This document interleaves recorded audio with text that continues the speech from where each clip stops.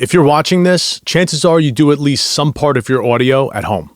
Technology's advanced to the point where it's made it a lot easier for people to make music without having to leave their house. But there's one thing technology can't fix: your house. The fact is, whether you're recording or mixing, the room that you're operating in is going to affect the quality of your work in a major way. The studio that I'm in right now is as professional as it gets, and I'm proud to say that I designed and built it.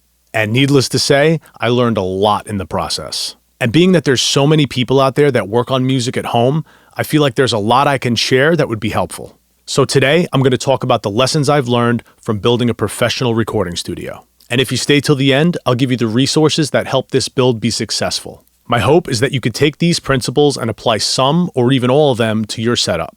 Here we go.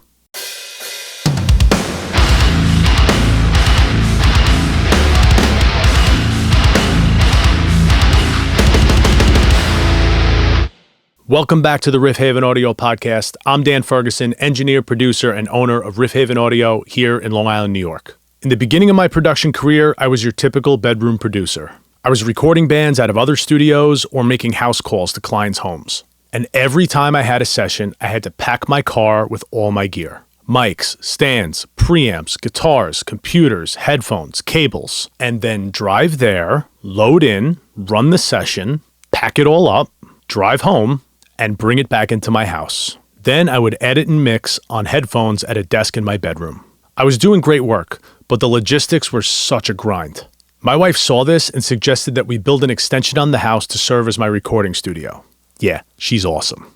It was September of 2023, and I gave myself the winter to learn as much as I could about building a professional recording studio. The goal was to break ground March 1st, which we did, and be done by June 1st, which we did not. Now, there's a lot of factors to consider when building your space, and it all depends on your needs. Certain things may be more important to you, and other things will be less important. So feel free to take pieces of this and apply it to your situation. But I'm going to walk you through every aspect of my build, step by step, and you could feel free to take what you need for your specific setup. Step 1, prep. The first thing I had to do was consider the type of studio I wanted, and what I could actually build considering the space that I had. There were two absolute musts for this build. The room be completely soundproof so I could work anytime, day or night, and the room be acoustically fantastic so that I could mix and record in the room. The studio would be replacing an outdoor patio in my backyard, which is about 12 feet wide and about 15 feet long.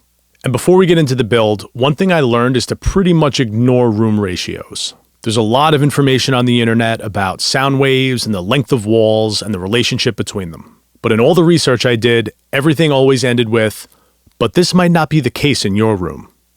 What I'll tell you is, as long as you're not in a cube, your room will probably work. 8 by 8 by 8 is no good. Other than that, work with what you got. So let's talk about the three basic concepts for soundproofing. First and foremost, mass stops sound. This means I would have to make the walls, ceiling, and floor very heavy. Second, where air goes, sound goes. If you filled a room completely with water, wherever that water would leak out, sound will escape from the same place. To combat this, I had to make sure the room was completely airtight, which means every single little hole, crack, or space had to be filled with acoustic caulk, which is basically a type of caulk that's elastic and won't break down over time. Third, sound travels through structure. Think about the way a normal wall is constructed. You have drywall attached to wood framing and then more drywall on the other side. Sound is just vibration. So when it hits the drywall on one side, it's going to then transfer into the wood framing, into the drywall on the other side, and thus into the adjacent room. Did I just say thus? This is why you can put all the expensive insulation in your walls that you want. If your wall is any way connected to the room on the other side of your wall, sound will travel. With these things in mind, I decided to build a room within a room, which means the exterior walls would be framed, finished, and filled with insulation. Then we would frame another set of walls about 1.5 inches inside the exterior walls. Those walls also get finished and filled with insulation. This is how you achieve complete isolation. If I'm recording guitars in the studio, the sound is going to hit the drywall and then transfer into the wood studs behind them. But those wood studs aren't touching anything else.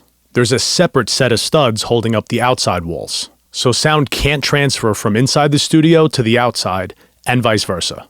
So let's get into the build. The first thing we had to do was demo the existing structure. After we took down the ceiling, I found out there was way more height than I initially thought. The ceiling sloped from about 7 feet in the front to about 13 feet in the back. I was so happy about this. The extra height was going to be huge for the sound of the room. The room was being built on top of an existing wood deck, which is a problem. Decks aren't very heavy, so we had to fill the entire thing with sand. About 5 tons of sand. Sound would definitely not be escaping the floor after that. Once the deck was filled, we installed the plywood subfloor. Next, it was time to frame the exterior walls. 2 of the studio walls would be shared with the house, the other 2 with the outside. We did the outside walls first. After those were up, we framed out the walls that were shared with the house.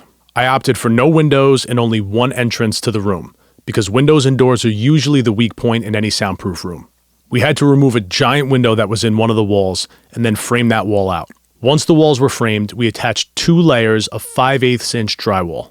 That's a lot of mass. There was a small hallway behind the rear wall of the studio. I decided to make that an ISO booth for guitar cabinets. This way I could dial tones in the studio, listening only through my monitors. After the exterior walls were up, I had to fill them and the ceiling with insulation. When choosing exterior insulation, it's important to consider your climate. Being in New York, I used R30 insulation to protect against the cold winters and hot summers. And it worked great. Even before I had heating and air conditioning, this room maintained its temperature incredibly. Once everything was insulated, it was time to finish the ceiling. I wanted to salvage as much height as possible, so I chose not to do a double ceiling, like we did with the walls. But we couldn't just build a normal ceiling. Remember, sound travels through structure. If I just drilled the sheetrock to the rafters, every time it rained, we wouldn't be able to record vocals.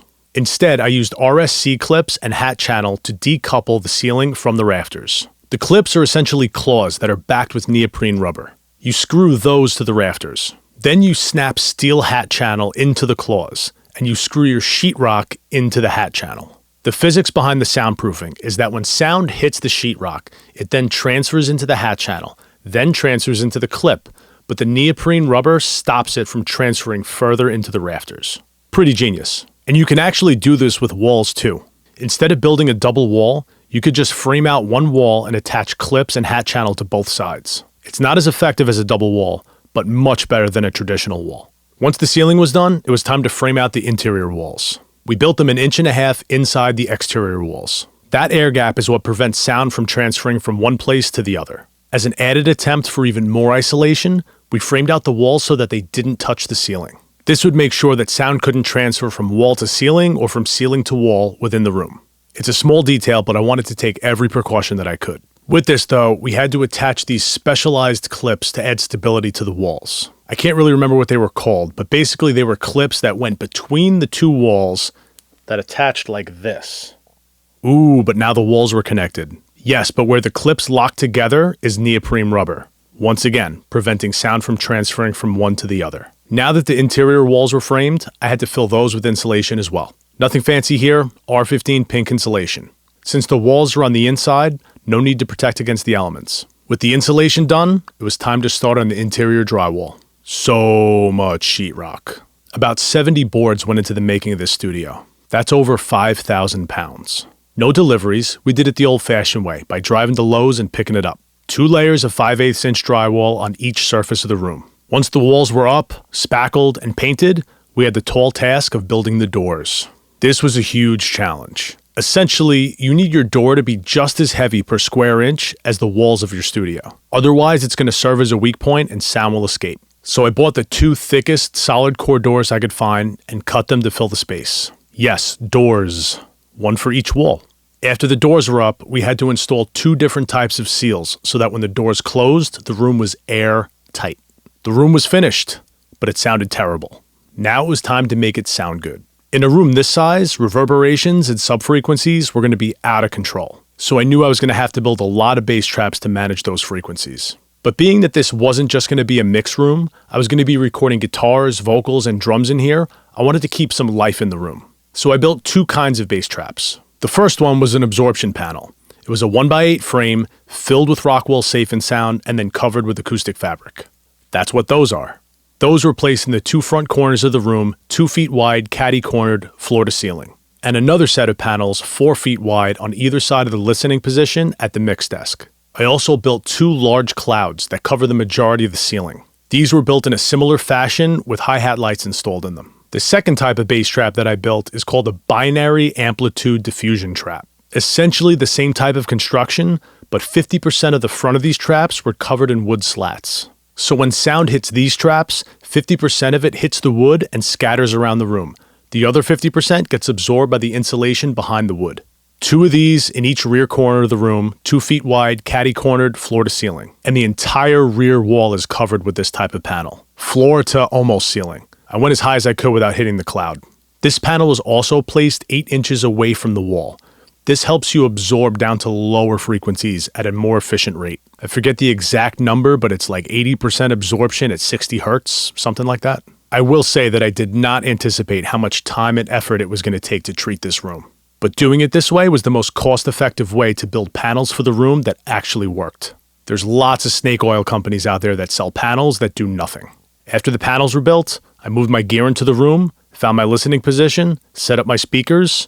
Mission accomplished. The room sounds incredible, it's completely soundproof, and it looks f***ing awesome.